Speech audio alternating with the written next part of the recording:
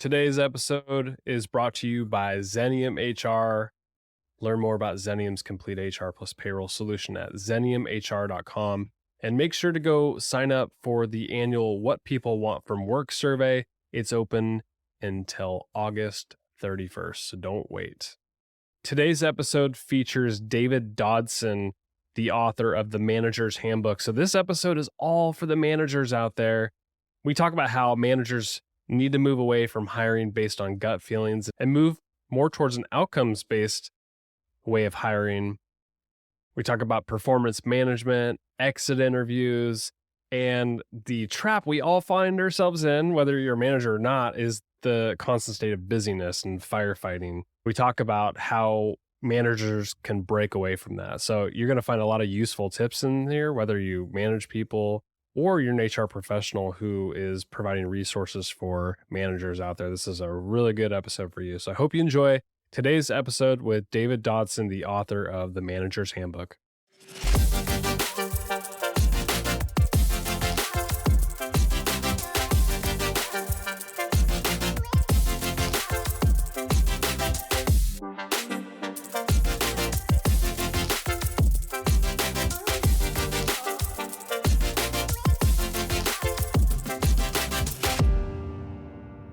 David, it's a pleasure to have you on Transform Your Workplace. Thanks for coming on the show. Of course, Brandon. We're here to talk about your book, The Manager's Handbook, 5 Simple Steps to Build a Team, Stay Focused, Make Better Decisions, and Crush Your Competition.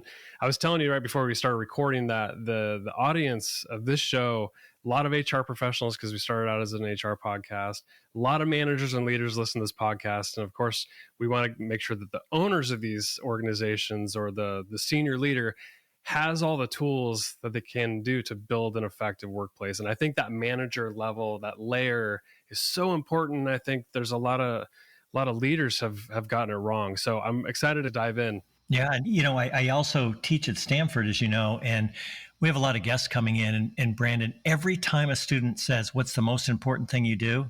They say manage people 100% of the time. Yeah.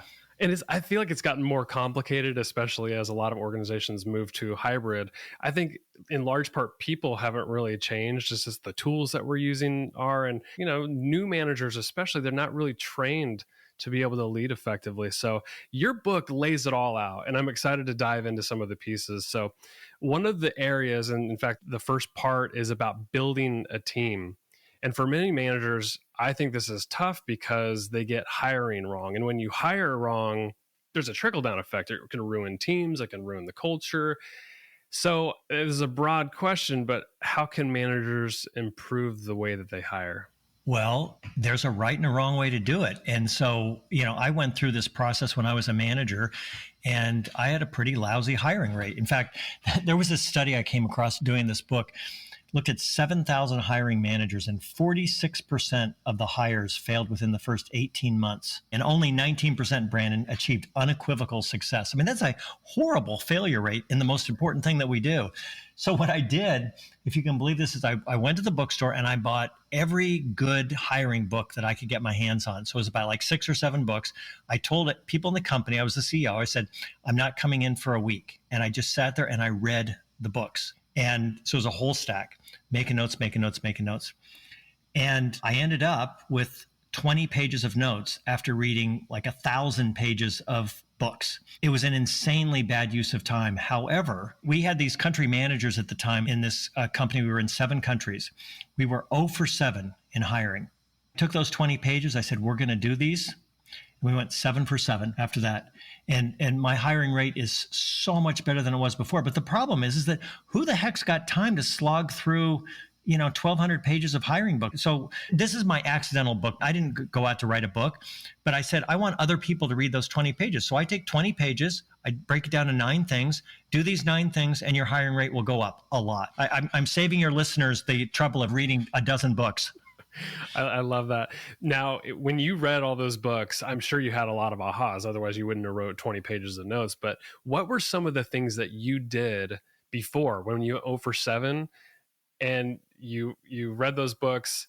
had a lot of notes and you said, okay, we're gonna change our approach. What were a few things that you changed that made a drastic difference in the way you hired? Yeah, I completely shifted from hiring based on gut feel to hiring based on outcomes.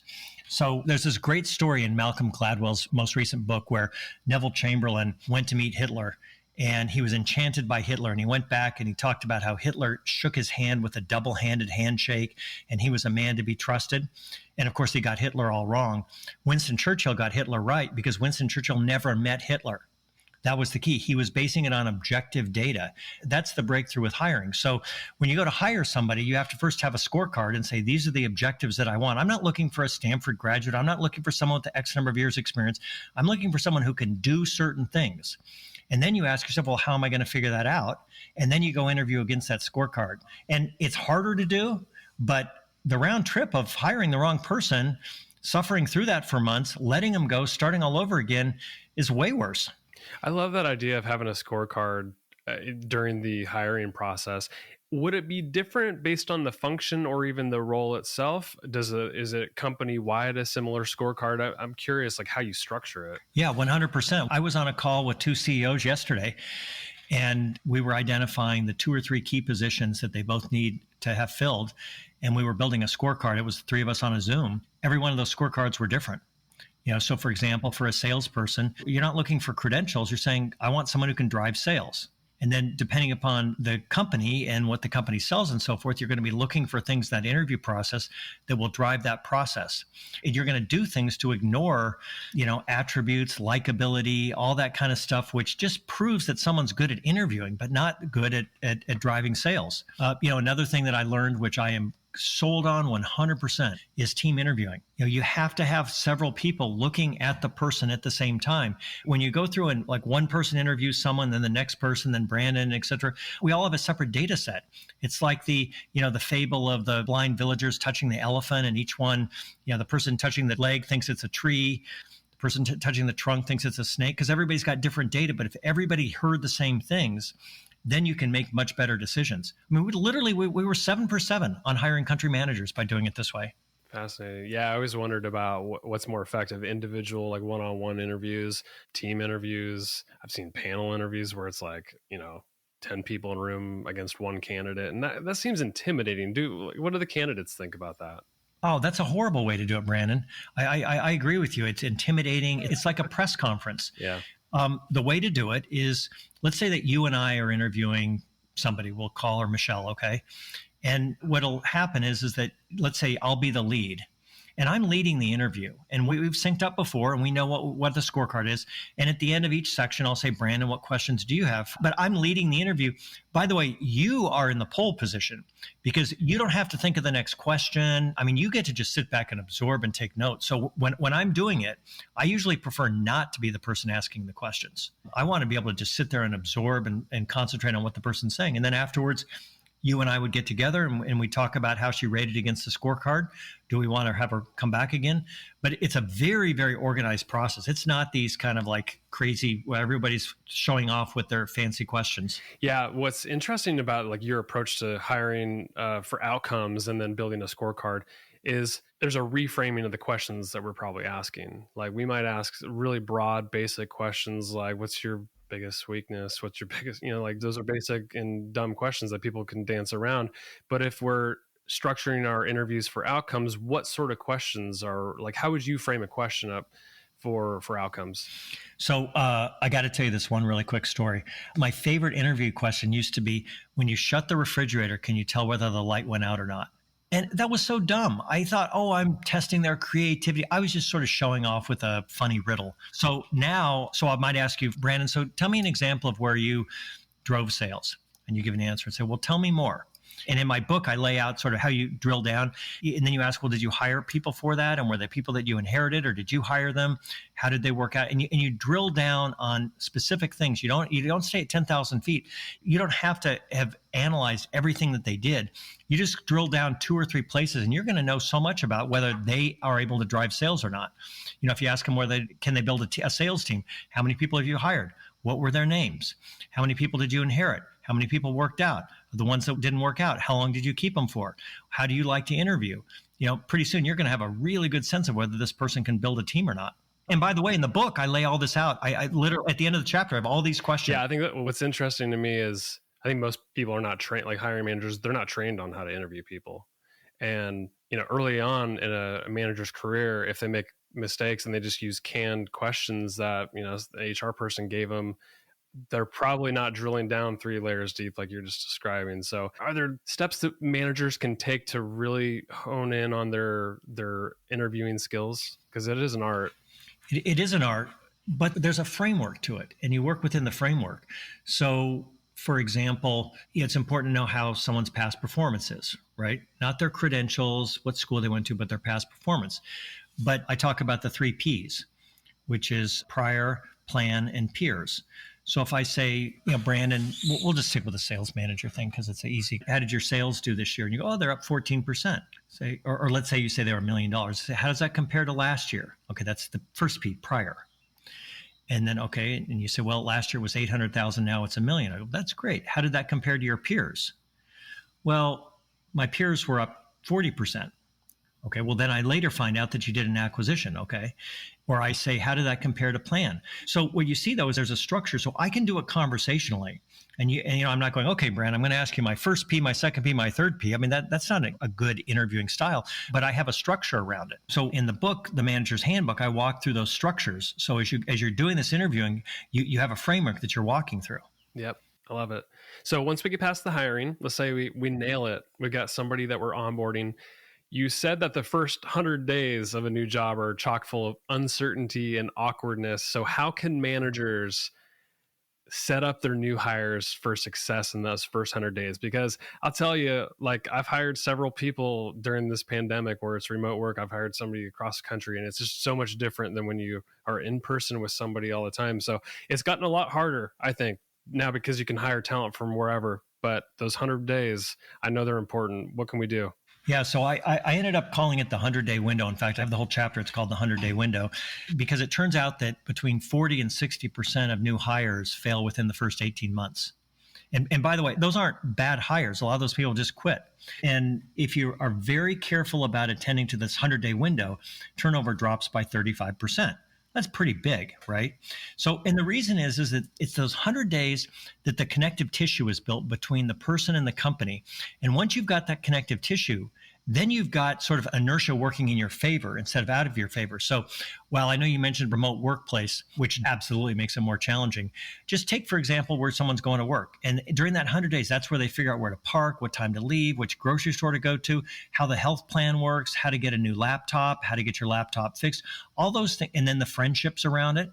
Millennials, more than any other generation before, are building their friendships in the workplace. So you get those friendships built. And then you don't want to leave because you don't want to leave your friends. You got your routine. But in that 100 days, you're very vulnerable. By the way, I always looked for examples of the really best people. And one of the best companies is Madison Reed. They're really disrupting the hair care market. And they're growing at about 50% a year. So they're adding on a ton of employees. So Amy Arrett, who founded the company, is a good friend of mine. I talked to her about it. I said, what do you do to onboarding? And she has a very specific, scalable plan that she takes care of during those first 100 days. And her turnover dropped considerably. Incredible. Now imagine like within those first 100 days, you want to set the tone for how performance management is going to be handled. I know a lot of great managers, they do regular check-ins, like one-on-ones, they do 360 reviews, all that. What, for the most successful teams that you've led, what's the perfect performance management structure? I like instant performance management. I mean, we just need to rip up all this. Once a year we get together, or twice a year we get together and we hold you in judgment. I mean, can you imagine running an athletic team like that where you just wait till the end of the season and told people how they did? I mean, it's insane, but we do that. But instant performance management, when you see something good, bad, whatever that you want to reinforce, you do it when it's all top of mind, and you do it with radical candor, which is that, and you have to build a relationship of trust, which is not that hard to do because they want it. You both want it. So it's sort of like you're both in love. You just have to say it out loud. And you say, I'm giving you radical candor on this because I care about you, because I want you to succeed. I want you to be great. And you bring it on. Paul English, who was one of the founders of kayak.com, really, he was the one who was a turning point for me, because he told me the story. He had sold a company to Intuit, and he was the CTO at Intuit for a while. They were trying to sell a different company to Oracle, and they were meeting with Larry Ellison, who was the CEO of Oracle at the time. And afterwards, they were walking out of the parking lot, and Paul's boss pulled him aside and said, "Paul, I need to give you some feedback on the meeting." And he told him something he had done wrong. And what Paul told me was that every other job he had had, they would have either just let it go or waited until the end of the year.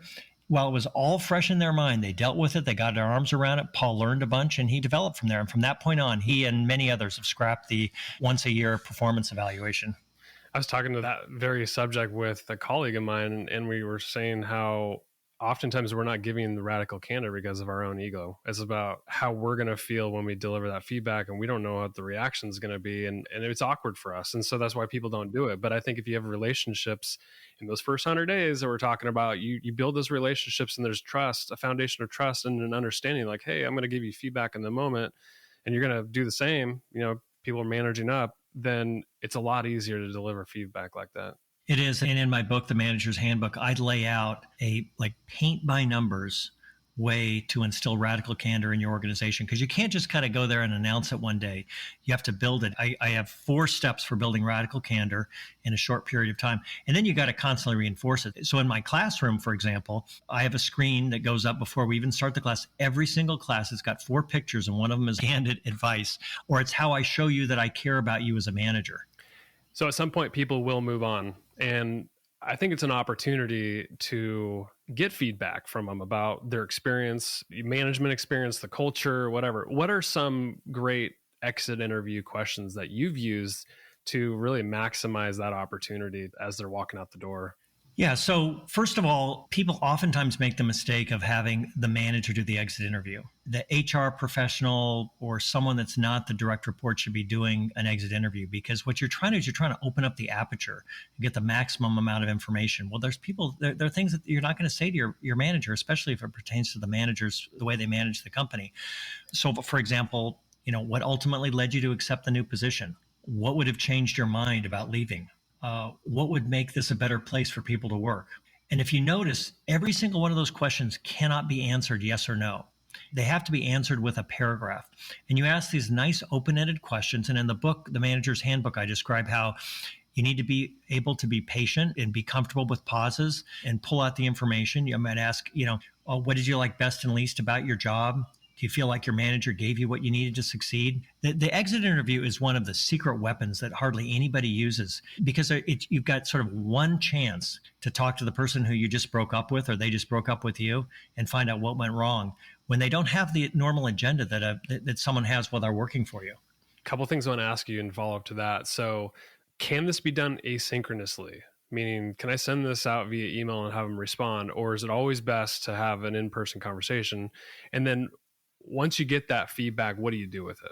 Yeah, definitely not sent out. You need to build trust with the person and have a conversation. You need to be able to have a follow-up. If they said, what do they like best about the company? And they say, I like the people.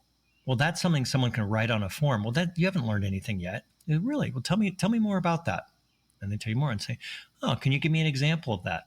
Can you give me an example of someone at the company who was especially good at that? Okay, so you can see, Brandon, how wow, now I'm really mining a lot of information.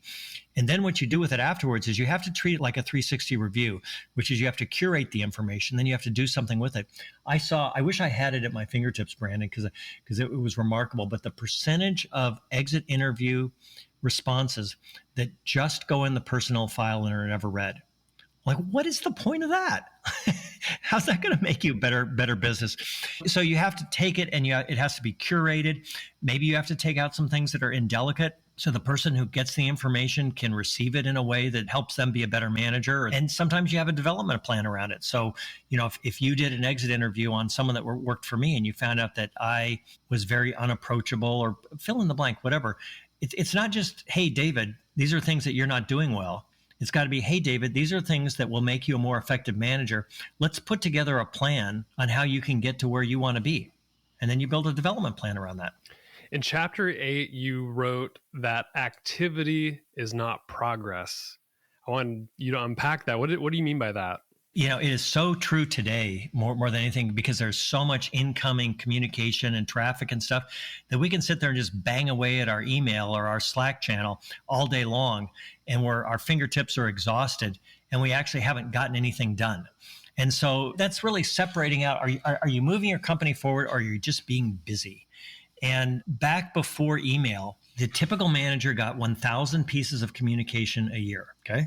Today it's 30,000 and growing, because all this stuff has not made us more productive. It's made it easier for us to waste each other's time. But we all kind of know that. I could write in a chapter, hey, email's a big waste of time, be more efficient. Well, everybody's just going to revert back to what they did yesterday. So I looked for just a handful of really easy things that you can do that don't require downloading an app, don't require any new technology, that will improve your productivity. And for me, I tracked it. It was 80 minutes a day that I improved by just doing 3 things. And this came from actually an interesting study. A good friend of mine, Michael Porter, who is kind of the Michael Jordan of MBA faculty. And he did this study on 149 managers, and they collected 60,000 pieces of data. They tracked them in 15-minute increments, 7 days a week, 24 hours a day. These were all high-performing managers, CEOs. And what they found is not only were they very brutal with how they managed their day, but none of them were using any of these kind of like fancy productivity tools. They were just doing basic stuff that didn't require a lot of implementation, that saved them a ton of time. And that's what I lay out in the book. The book, The Manager's Handbook, is basically, I identified 5 skill areas that all high performing managers shared. And then I went and I looked at the highest performing managers and I studied them. I saw what they did, and then I put it in a book, and I tried to put them in as few words as possible, as few pages as possible, because who's got time? If you don't have time for a dozen hiring books, well, what about the onboarding books? And what about the performance feedback books? And what about the, time management books? Right. Well, as we wrap up this conversation, what's one key takeaway that's in your book that somebody listening couldn't get from going through an MBA program? Well, MBA programs are broken when it comes to this stuff. But I would say, since we were talking about it, this saves me 70 minutes every day. I took all of my 30-minute meetings and cut them down to 20 minutes. And all my 60-minute meetings, cut them down to 40 minutes. I went back and looked over weeks and weeks of my calendar and said, what would happen if I did that? It was 70 minutes a day. It's easier to pass a new debt ceiling in Washington, D.C. than it is to get 60 minutes on my calendar. And you know what? We get just as much work done in 20 and 40 minutes as we used to in 30 and 60 minutes. Think about it, 70 minutes every day. That's incredible. I mean, that alone should help managers prioritize what's most important. If they cut down on their meetings, because they're putting them back to back to back, and then in between they're doing chats and emails, and they're to your point earlier, they're not getting anything done. Oh, and now with Zoom and cell phones and everything, it is so easy to connect with people that we are, before Zoom, the average manager spent 23 hours a week in meetings. It's more than that, because with a couple of clicks, I can invite 10 people on a Zoom meeting, of which, by the way, 8 of the 10 are checking their email or doing their shopping during the meeting. Right? Yep. I hate to be so cynical, but let's call a spade, right? Right. Well, David, this has been such a great discussion. There's so much more in your book. Your book really is a blueprint for how to be an effective manager, and you've done a lot of research and data behind it. You've done a lot of reading too, as you discussed earlier. So where do you want to point people to? Any parting thoughts before we leave? I would just say that I wrote the book that I wish someone had handed me when I was managing. And I wanted to write a book that each chapter was in as few pages as possible, efficiently written, for someone who was really busy.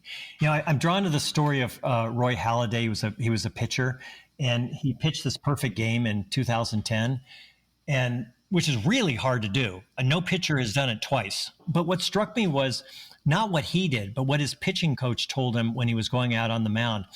Rich Dubee, who was pitching coach at the time, he said, go out there and try to be good. If you go out there and try to be good, you get a chance to be great. And I feel like learning these skills gives you a chance to be great. That's well said. My guest today has been David Dodson. David, thanks for coming on the podcast. Good to be here.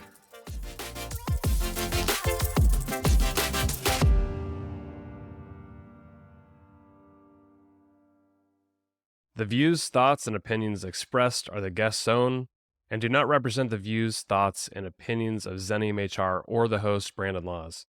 The material and information presented on Transform Your Workplace is for general information and educational purposes only.